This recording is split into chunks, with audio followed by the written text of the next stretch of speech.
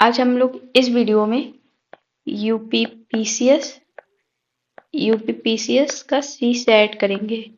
सी set ये हमारा 2013 का है, ठीक है। इसके पहले जो है 2014 से लेके 24 तक का किया जा चुका है, तो आप लोग जा करके उसको देख लीजिएगा। और ये हम आज स्टार्ट कर रहे हैं। देखिए 77 नंबर से स्टार्ट है सी सेट की हिंदी। तो दिया है कि निम्नलिखित में से कौन सा शब्द सदा बहुवचन में प्रयोग होता है। तो शिशु है, भक्ति है, पुस्तक है, प्राण है। इसके राइट आंसर क्या है? इसका राइट आंसर जो है ऑप्शन डी है, ठीक है। प्राण, जैसे उसके प्राण निकल गए, उसका प्राण निकल गए, ठीक है। तो ये हमेशा बहुवचन में प्रयोग होता है। 77 का डी है, ठीक है। 78 में देखते हैं, महान व्यक्तियों में भौतिक वस्तुओं के प्रति पाई जाती है, ठीक है। कुछ डैश दिया हुआ भरना है। वाक्य में रिक्त स्थानों की पूर्ति के लिए उपयुक्त शब्द छाटिए है, ठीक है। ये है निर्लिप्तता या लिप्तता या निष्कपटता या निपटता, ठीक है। तो राइट आंसर क्या हो जाएगा? राइट आंसर इसका ऑप्शन ये हो जाएगा, ठीक है। निर्लिप्तता मतलब किसी वस्तु से लगाव नहीं रहता। निर्लिप्त मतलब ज्यादा मतलब नहीं होता, और लिप्तता मतलब उसी में डूबा रहना। तो राइट आंसर क्या हो जाएगा? राइट आंसर ऑप्शन ए है, ठीक है। 79 में देखिए, खर शब्द का निम्नलिखित में से एक अर्थ नहीं है। तो क्या नहीं है? गधा, बाढ़, तिनका, एक राक्षस। तो राइट आंसर क्या होगा इसका? इसका देखिए, बाढ़ जो है खर का मतलब नहीं होता है, ठीक है। बाकी गधा, तिनका और राक्षस ये सब खर के अर्थ हैं, ठीक है। आगे देखते हैं 80 नंबर पे। तो दिया कवि का स्त्रीलिंग क्या होगा? तो कवित्री होगा या कवइत्री होगा या कवइत्री होगा। मतलब एक तरीके से ये पूछा है कि मतलब शुद्ध कौन सा लिखा हुआ है।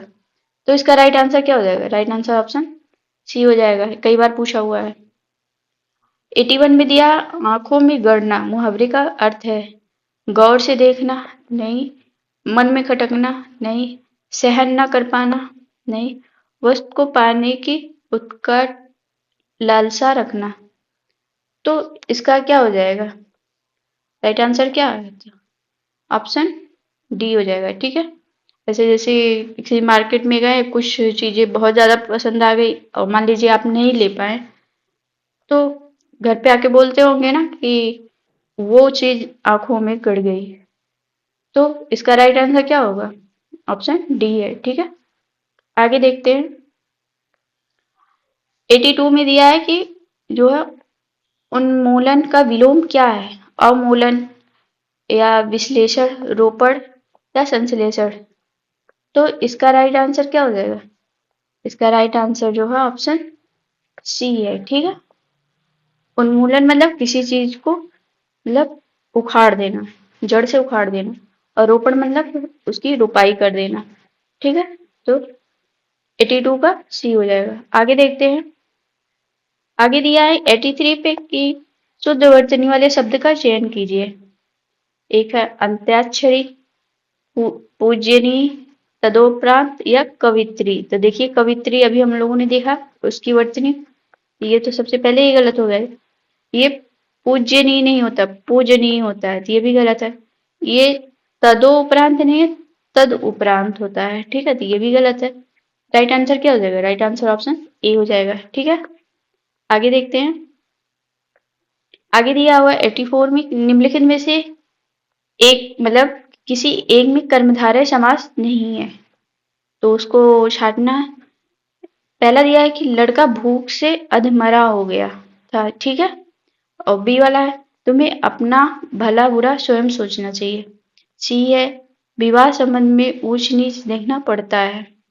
और डी है उठो दिया बाती का समय हो गया। तो इसका राइट आंसर क्या हो जाएगा? इसका राइट आंसर ऑप्शन डी है, ठीक है। उठो दिया बाती का समय हो गया है। आगे देखते हैं, तो 85 में दिया है कि वाक्जाल का संधि विच्छेद होगा। तो वाक प्लस जाल, ये देखिए हलंत लगा हुआ है, तो इसका भी ध्यान रखना। वाग प्लस जाल, वाग प्लस जाल या वाग प्लस जाल। तो राइट आंसर क्या होगा? तो यहाँ पे हलंत को ही ध्यान में रखा गया है, ठीक है। तो ये वाग प्लस जाल होगा, ठीक। 86 में देखिए, निम्नलिखित में से कौन सरिता का पर्याय नहीं है, ठीक है। तो टटनी, त्रिपतगा, निम्ना, तरंगड़ी। तो राइट आंसर क्या हो जाएगा इसका? राइट आंसर इसका ऑप्शन बी हो जाएगा, ठीक है।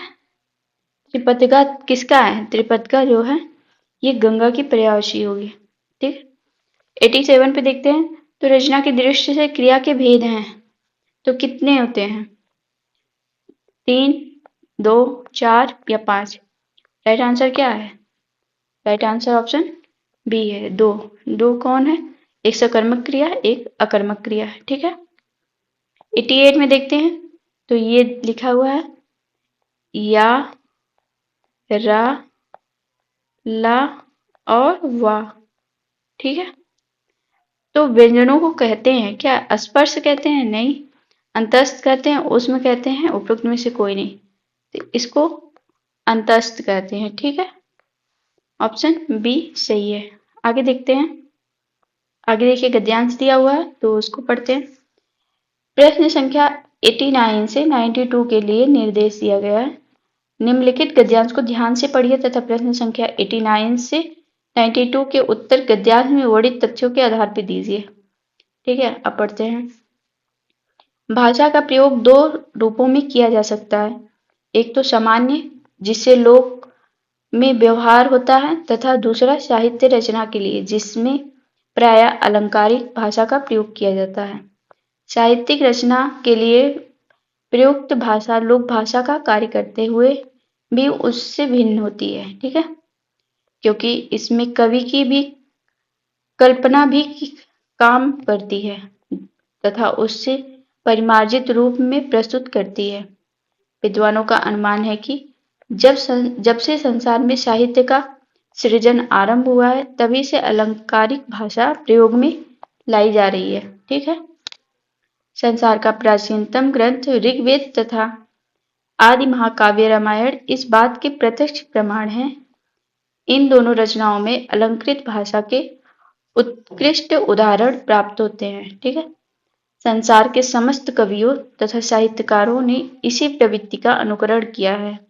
वस्तुतः अलंकृत भाषा के अभाव में काव्य काव्य नहीं कहलाता। इसी बात का समर्थन करते हुए भी कहा गया है कि अलंकार विहीन कविता विधवा के समान होती है, ठीक है।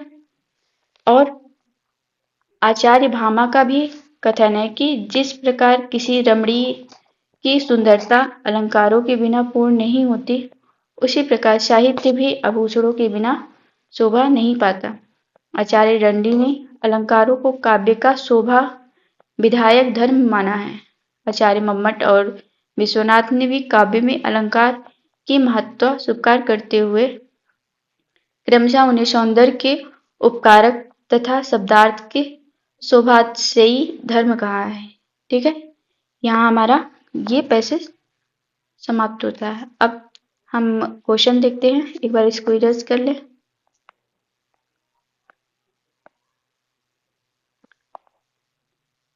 तो देखिए 89 क्वेश्चन में क्या बोला है?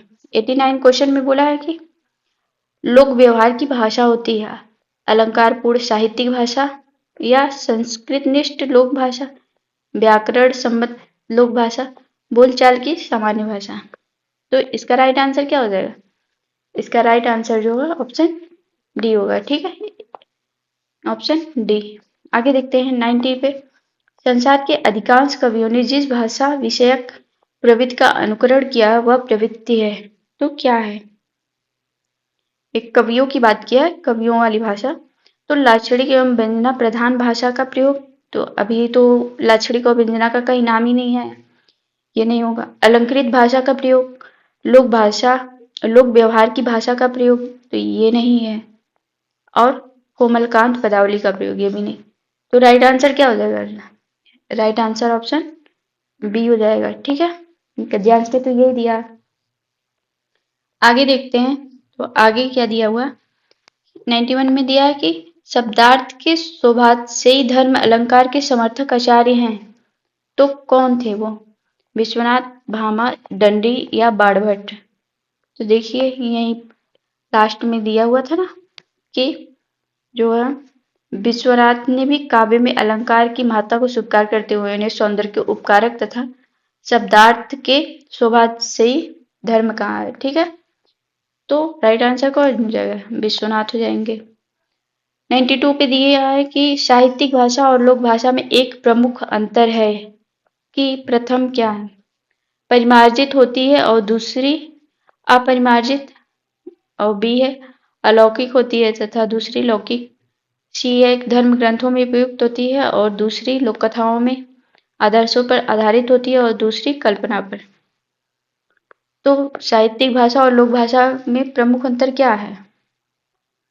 देखिए साहित्यिक रचना, एक मिनट, साहित्यिक रचना के लिए प्रयुक्त भाषा लोक भाषा का कार्य करते हुए उससे भिन्न होती है। ठीक है, तो इसमें क्या लिखा है? क्योंकि इनमें कवियों की कल्पना भी काम करती है तथा उसे परिमार्जित रूप में प्रस्तुत करती है। तो देखिए परिमार्जित होती है, तो परिमार्जित यहाँ पे आ गया। ठीक है, तो विद्वानों का अनुमान है कि जब संसार में साहित्य का सृजन आरंभ हुआ तभी से मतलब अलंकृत भाषा लाई जा रही है। ठीक है, तो राइट आंसर क्या है? राइट आंसर इसका ऑप्शन ए है। ठीक है, लौकिक अलौकिक की बात नहीं किया है।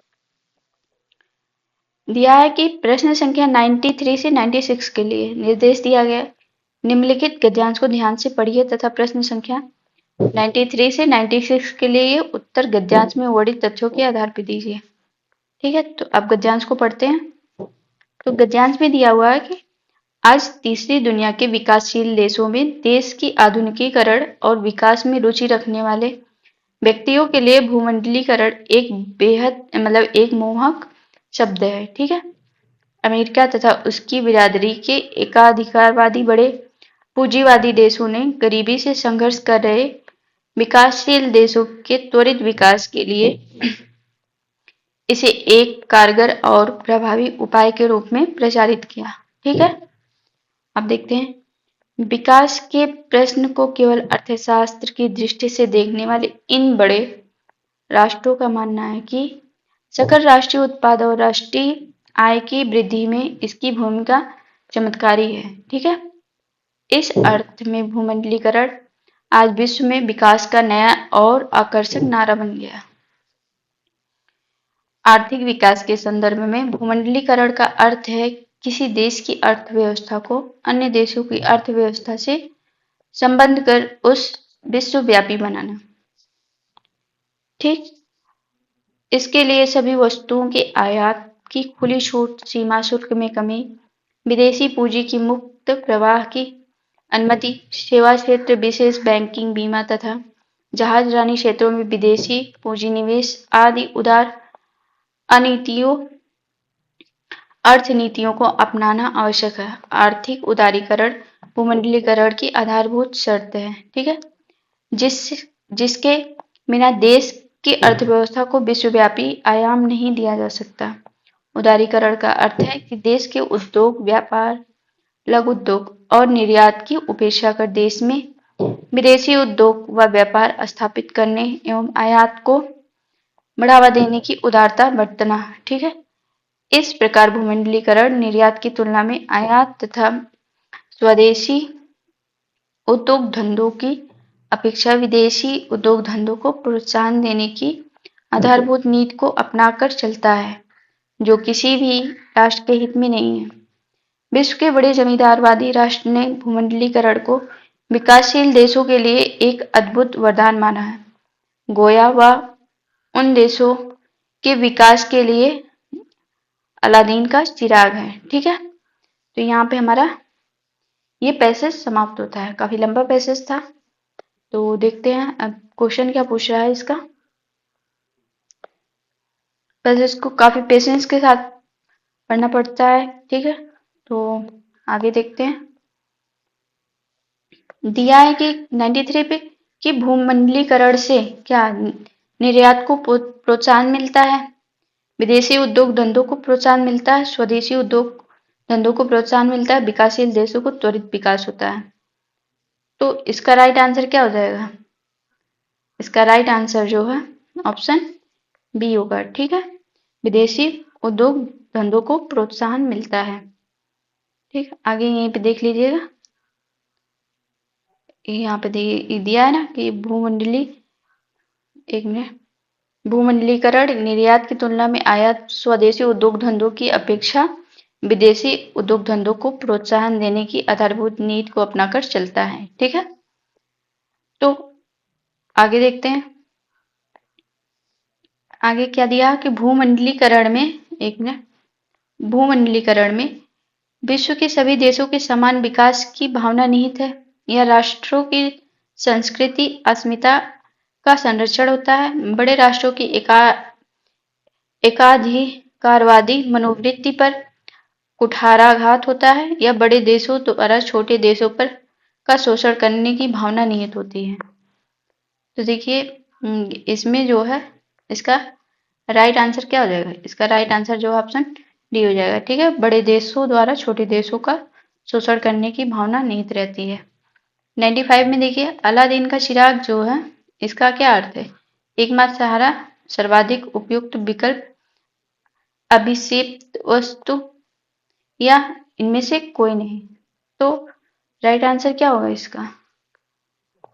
राइट आंसर ऑप्शन सी है। ठीक है, अभिप्सित वस्तु।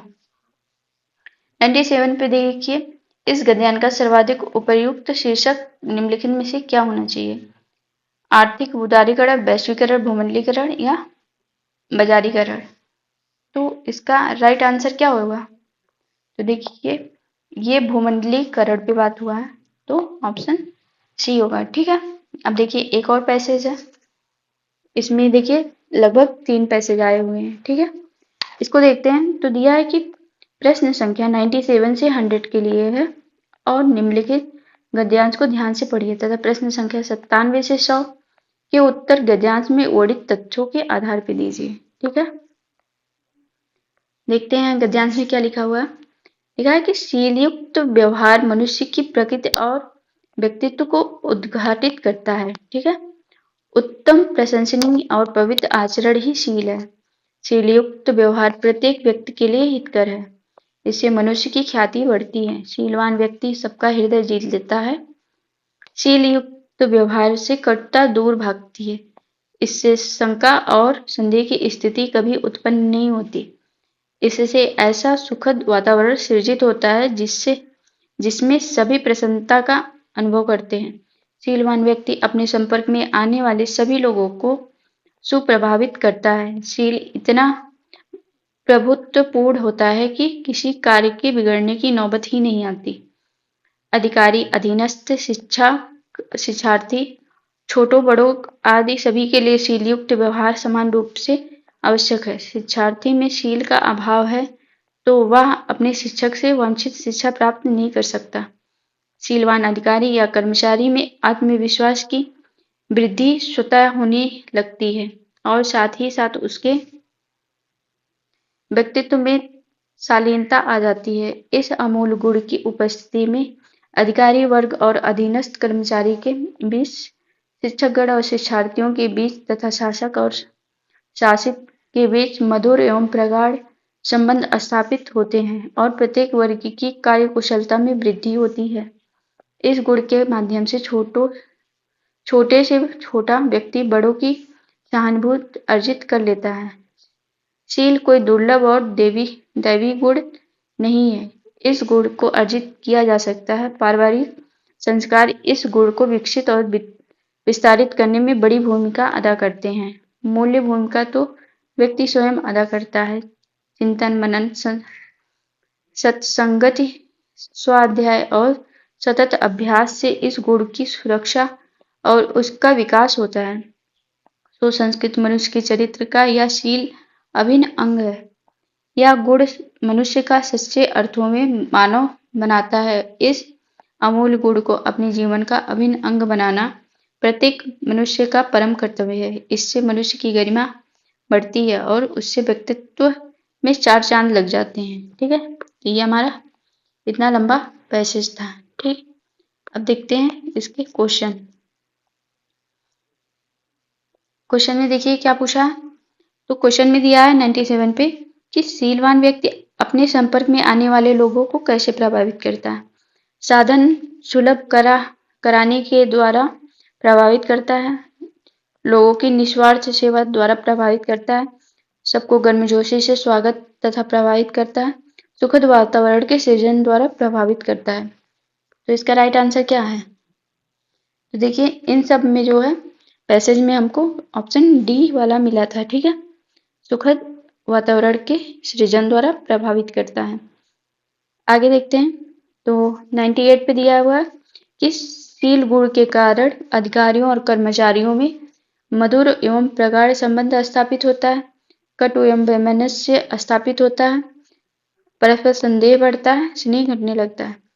तो इसका राइट आंसर क्या होगा। इसका राइट आंसर जो है ऑप्शन ए हो जाएगा, ठीक है। और 99 पे क्या दिया है कि शील गुण किसी प्रकार अर्जित किया जा सकता है। मतलब शील गुण जो है किस प्रकार अर्जित किया जाता है। मित्रों के साथ समय बिताने से नहीं, प्रतिदिन नियमित व्यायाम से नहीं, स्वयं के चिंतन मनन, सत्संगत एवं सतत अभ्यास से। राइट आंसर क्या होगा, सी होगा। ख्याली पुलाव पकाने से तो नहीं होगा। आगे देखते हैं 100 पे क्या दिया हुआ है कि शीलयुक्त व्यवहार प्रत्येक व्यक्ति के लिए हितकर है, क्यों हितकर है, क्योंकि बहुत अधिक संपत्ति मिलती है। ऐसा कहीं लिखा नहीं है। कटुता दूर होती है, दीर्घायु प्राप्त होती है, पुण्य प्राप्त होता है। तो राइट आंसर क्या होगा, बी होगा, जो है कटुता दूर होती है। तो इस तरीके से हमारा ये सवाल भी समाप्त हुआ है, ठीक है।